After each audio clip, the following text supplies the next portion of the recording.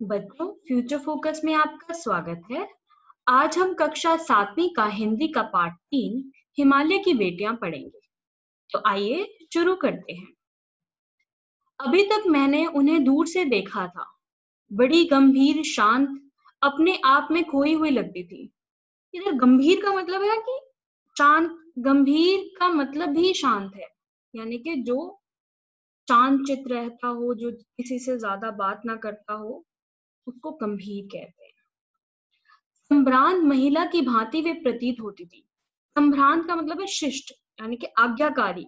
जो सारी जो महिला मतलब जो कोई भी लड़की या महिला आज्ञाकारी है, जो शिष्ट है, जो आदर करती है दूसरों का। अगर कोई उसको कोई बात कहता है तो उसकी उसकी आज्ञा का पालन करती है, तो उसको कहते हैं संभ्रांत महिला। आगे, संभ्रांत महिला की भांति वे प्रतीत होती थी, मतलब वो ऐसे लग रही थी कि वे शिष्ट एक लड़की है, एक शिष्ट महिला है। ठीक है। तो उनके प्रति मेरे दिल में आदर और श्रद्धा के भाव थे। तो लेखक कहता है कि ऐसी जो महिला थी, उसके लिए मेरा जो दिल है उसमें बहुत आदर था, बहुत श्रद्धा थी। यानी कि यहाँ पे वो हिमालय की बात कर रहे हैं कि जब मैं दूर से हिमालय को देखता था ना, तो वो बहुत शांत, बहुत गंभीर लगती थी और एक ऐसी शिष्टाचार वाली महिला की तरह वो मेरे को लगती थी। उनके प्रति मेरे दिल में आदर और श्रद्धा के भाव थे, यानी कि उसको बहुत आदर होता था ऐसी महिला के लिए। आगे बढ़ते हैं। माँ और दादी, मौसी और मामी की गोद की तरह उनकी धरा में डुबकियां लगाया करता। मतलब वो कह रहे हैं कि वो बार बार हिमालय पे चढ़ने की कोशिश करता था।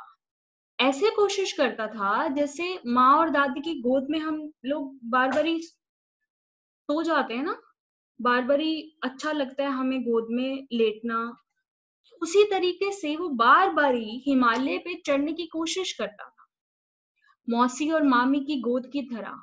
धरा मतलब उनकी धरा मतलब वो उतना एरिया जो है में डुबकियां लगाया करता। वैसे तो धरा नदी को कहते हैं, यानी कि उस विशाल जो हिमालय का जो था, उसमें वो डुबकियां लगाया करता था, यानी कि वो बार बार हिमालय पर चढ़ता था। परंतु इस बार जब मैं हिमालय के कंधे पर चढ़ा, तो वे कुछ और रूप में सामने थी।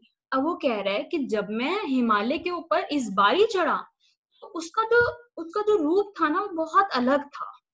मैं हैरान था कि यही दुबली पतली गंगा, यही यमुना, यही सतलुज समतल मैदानों में उतर कर विशाल कैसे हो जाती है। वो कह रहा है मैं इतना हैरान था कि यही छोटी सी गंगा, छोटी सी यमुना, पतली पतली हिमालय की पहाड़ियों पे नजर आ रही है, जो सतलुज नजर आ रही है, वो जैसे ही धरती पर गिरती है वो इतनी बड़ी कैसे हो जाती है। इनका उछलना और कूदना, मतलब वो बार बार ही ऐसे आड़े टेढ़े रास्तों से जाती है ना, तो उसको वो बोल रहे हैं इनका उछलना कूदना, खिलखिलाकर लगातार हंसते जाना। और यानी कि नदियां ऐसे बह रही हैं कि जैसे वो उछलती कूदती हैं, हंसती हैं जोर जोर से। इनका ये भाव भंगी, इनका ये उल्लास कहाँ गायब हो जाता है मैदान में जाकर। वो कह रहे जब ये नदियां वैसे तो देखो पहाड़ों पे चढ़ती हैं तो वो कितनी उछलती कूदती हैं, खिलखिलाकर हंसती हैं, लेकिन जब वे धरती पर आती हैं तो ये हंसी, ये खिलखिलाहट, ये उछलना कूदना कहाँ गायब हो जाता है। यानी कि वो हिमालय की बेटियों के बारे में जो बात कर रहा है, वो यहाँ पे उन नदियों के बारे में बात कर रहा है। इसकी लड़की को जब मैं देखता हूँ, इसकी कली पर जब मैं ध्यान अटक जाता है, तभी इतना कौतूहल और विस्मय नहीं होता जितना कि इन बेटियों की बाल लीला देखकर। वो कह रहा है अगर मैं किसी की लड़की को भी देखता हूँ या किसी किसी बच्ची को भी देखता हूँ, तो जब मेरा ध्यान इतना नहीं अटकता, लेकिन जब मैं इनको देखता हूँ, नदियों को देखता हूँ, इनकी इनकी लीलाओं को देखता हूँ, कैसे ये अपना दिखाती हैं, उछलती कूदती हैं, खिलखिलाकर हँसती हैं, तो मैं बहुत ज़्यादा हैरान हो जाता हूँ। यहाँ पे जब इनका ये उल्लास, उल्लास का मतलब होता है खुशी। खुशी कहाँ गायब हो जाती है जब वो धरती पर आती हैं? कौतूहल का मतलब होता है, कभी इतना कौतूहल और विस्मय नहीं होता। कौतूहल का मतलब जिज्ञासा। जब मैं किसी और लड़की को देखता हूँ ना, तभी मुझे इतनी जिज्ञासा नहीं होती, जितनी मेरे को नदियों को देख के होती है। विस्मय मतलब आश्चर्य होना। ठीक है, आगे बढ़ते हैं। कहाँ ये भाग कहाँ ये भागी जा रही हैं? वह कौन लक्ष्य है जिसने इन्हें बेचैन कर रखा है? अरे इतनी तेजी से ये चलती हैं, ऐसा कौन सा लक्ष्य इन्होंने हासिल करना है जो उसे बेचैन कर रहा है? अपने महान पिता का विराट प्रेम पाकर भी अगर इनका हृदय अतृप्त ही है, तो वह कौन होगा जो इनकी प्यास मिटा सकेगा? वो कह रहा है कि इन नदियों को ना वो उनकी बेटियां बोल रहे हैं, और जो हिमालय है उसको पिता बोल रहे हैं। वो कह रहा है इतना विराट, यानी कि इतना बड़ा उनका जो पिता है, पिता इतना बड़ा है, जिसका हृदय इतना बड़ा है, वो भी उनको तृप्त नहीं कर पा रहा, तो ऐसा कौन होगा जिससे उनकी प्यास बुझेगी? बर्फ गली नंगी पहाड़ियां, छोटे छोटे पौधों से भरी घाटियां, बंधुर अधिकताएं, सरसब्ज उपत्यकाएं, ऐसा है इनका लीला निकेतन। वो कह रहे बंधुर का मतलब गहरी। वो कह रहे हैं कि जब ये बर्फ जैसी हो जाती है ना पहाड़ियों पर, जब ये बर्फ जैसी हो जाती हैं, तो इनके ऊपर जो छोटे छोटे पौधे उगते हैं, पौधों से भरी घाटियां, तो जब ये पानी वहां पे लेके जाती हैं, तो वहां पे पौधे उग जाते हैं। तो वो घाटियां ना बंधुर का मतलब है बहुत गहरी होती है वो घाटियां। अधिकाएं मतलब बहुत सारी गहरी गहरी घाटियां होती हैं। सरसब्ज उपकाएं, अधिकाएं का मतलब पहाड़ी के ऊपर समतल भाग जो होता है ना, वो बहुत गहरा होता है। ऐसा है इनका लीला निकेतन, मतलब ऐसी वो लीलाएं करती है। खेलते खेलते जब ये जरा दूर निकल जाती हैं, तो देवदार, चीड़, चरो, नार, सफेदा, कैल के जंगलों में पहुंचकर शायद इन्हें बीती बातें याद करने का मौका मिल जाता होगा। वो कह रहे हैं कि ना जब वो खेलते खेलते इतनी दूर निकल जाती हैं और वो जंगलों में पहुंच जाती है ना, तो उन्हें ना पुरानी जो बातें हैं वो याद करने का मौका मिल जाता होगा। आगे बढ़ते हैं। कौन जाने बूढ़ा हिमालय अपनी इन नटखट बेटियों के लिए कितना सिर ढूंढता होगा। वो कह रहे हैं कि जो हिमालय है, जो बूढ़ा हो चुका है, कौन जानता है वो इन बेटियों के लिए, इन नटखट बेटियों के लिए अब कितना पछताता होगा।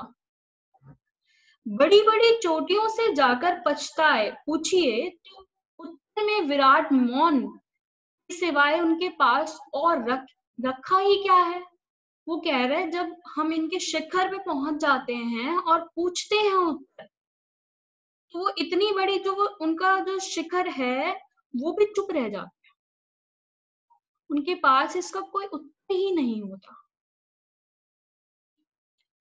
सिंधु और ब्रह्मपुत्र के ये तो ऐसे नाम हैं जिनके सुनते ही रावी, सतलुज, व्यास, चेनाब, झेलम, काबुल, कुबा, कपिशा, गंगा, यमुना, सरयू, गंडक, कोसी आदि हिमालय की छोटी बड़ी सभी बेटियां आंखों के सामने नाचने लगती हैं। वो कहता है कि जो सिंधु नदी है, सिंधु और ब्रह्मपुत्र जो है, ऐसे नाम हैं जिनके सामने ये बाकी सारी बेटियां तो मतलब आंखों के बाकी सारी बेटियां तो सिर्फ नाचने लग रही हैं, नाच रही हैं, वो इतनी विशाल है। वास्तव में सिंधु और ब्रह्मपुत्र स्वयं कुछ नहीं है। मतलब वो कह रहा है असली में वो कुछ नहीं है, वो ये दोनों नदियां असली में कुछ नहीं है। दयालु हिमालय के पिघले हुए दिल की एक एक बूंद न जाने से इकट्ठा होकर इन दो महानंदों के रूप में समुद्र की ओर प्रवाहित होती रही है। वो कह रहे हैं कि हिमालय की जो बर्फ जब पिघलती है ना, तो इन नदियों के मार्ग से, मतलब इन नदियों के थ्रू वहां से निकलती है। इतनी सौभाग्यशाली है वह समुद्र जिसे पर्वतराज हिमालय की इन दो बेटियों का हाथ पकड़ने का श्रेय मिला। वो कह रहे हैं कि वो जो समुद्र है ना जिसमें जाके मिलती हैं, वो समुद्र भी कितना भाग्यशाली है कि इसमें जाके ये दो इतनी भाग्यशाली, इतना वो सौभाग्यशाली है कि ये जो हिमालय की जो दो बेटियां हैं उसके अंदर हाथ पकड़कर मिल जाती हैं। जिन्होंने मैदान में ही इन नदियों को देखा होगा, उनके ख्याल में शायद ही यह बात आ सके कि बूढ़े हिमालय की गोद में बच्चियां बनकर ये कैसे खेला करती हैं। वो कह रहे हैं कि जिन्होंने इन नदियों को धरती पे बहते हुए देखा होगा ना, वो ये नहीं देख पा रही होंगी कि जब ये पर्वत पे चढ़ती हैं, हिमालय के पर्वत पे चढ़ती हैं, तो कैसे खेलती हैं वहां पे छोटी बच्ची बनकर। माँ बाप की गोद में नंग धड़ंग होकर खेलने वाले इन बालिकाओं का रूप पहाड़ी आदमियों के लिए आकर्षक भले ना हो, लेकिन मुझे तो ऐसा लुभावना प्रतीत हुआ, वह रूप की हिमालय को, ससुर और समुद्र को उसका दामाद कहने में कुछ भी झिझक नहीं होती। वो कह रहा है कि मेरे को, मतलब झिझक का मतलब होता है शर्म। वो कह रहे हैं कि इनका जो रूप है ना लुभावना, मतलब मन को मोह लेने वाला। वो कह रहे हैं कि जैसे जो माँ बाप होते हैं उनकी गोदी में बच्चे खेलते हैं ना, ऐसे ही ये पहाड़ी पे चढ़कर खेलती हैं, और वो जो दृश्य दिखता है वो इतना अच्छा होता है, मुझे ऐसा लगता है कि ये जो बच्चियां हैं इसके हिमालय, उनका रूप ऐसे प्रतीत हो रहा है कि वो हिमालय को उसने उसका ससुर कह दिया है, और वो जो समुद्र है वो उसका दामाद हो गया है। आगे बढ़ते हैं। कालिदास के विरही यक्ष ने अपने मेघदूत को कहा था, बेत्रवती, बेतवा नदी का, यानी कि बेतवा एक तरीके की नदी है, प्रेम का प्रतिदान देते जाना, पूरी वह प्रेयसी तुम्हें आकर अवश्य ही प्रसन्न होगी। प्रतिदान मतलब लौटा देना, मतलब उसका जो ऋण है वो लौटा देना। ये बात इन चंचल नदियों को देखकर मुझे अचानक याद आ गई और सोचा कि शायद इस महाकवि को भी नदियों का सचेतन रूप पसंद था, मतलब यानी कि उस जो कालिदास था उसको भी इस नदियों का रूप पसंद था। दरअसल जो भी कोई नदियों को पहाड़ी घाटियों और समतल आंगनों के मैदान में जुदा जुदा शक्लों में देखेगा, वह इसी नतीजे पर पहुंचेगा। यानी कि जो भी इस तरीके से देखेगा ना हिमालय में इन नदियों को, वो यही सोचेगा, उसको इनका रूप यही इतना ही अच्छा लगेगा।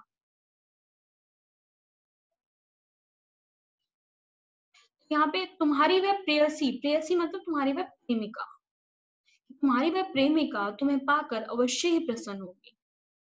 वो यक्ष जो था, कालिदास के विरही यक्ष ने अपने मेघदूत को कहा था, यानी कि उसने अपने मेघदूत को कहा था कि ये बेतवा नदी ऐसी है कि जैसे ऐसे प्रतीत होती है कि इसको लौटा देते जाना, नदियों को प्रेम का प्रतिदान देते जाना, यानी कि इन नदियों को अपना